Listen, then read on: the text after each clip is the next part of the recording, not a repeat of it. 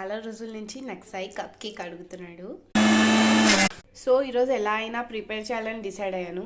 So నేను Oreo biscuits, baking soda, sugar mix చేసి ఇలా పౌడర్ చేసుకున్నాను. దీని లోపల మిల్క్ వేసి కూడా మళ్ళీ చేయాలి. కన్సిస్టెన్సీ ఇలా అయిన తర్వాత ఒక చిన్న చిన్న మౌల్స్ తీసుకుని దాని లోపల బటర్ పేపర్ పెట్టుకుని దాని లోపలికి ఇలా మిక్చర్ ని యాడ్ చేసుకోవాలి. తర్వాత మనం ఇందాక మిక్స్ చేసి పెట్టుకున్న అది ఉంది కదా, ఓరియో బిస్కెట్, షుగర్ ఇంకా బేకింగ్ పౌడర్, అది ఇలా దీనిపైన గార్నిష్ చేసుకోవాలి. తర్వాత ఇలాంటి గిన్నె తీసుకుని దాని లోపల ఉప్పు వేసుకుని ఇంకో చిన్న బౌల్ పెట్టి దాని లోపల ఇలా కప్ కేక్స్ ని పెట్టుకోవాలి. పైనుంచి ఇలా ఇంకొక ప్లేట్ పెట్టుకోవాలి.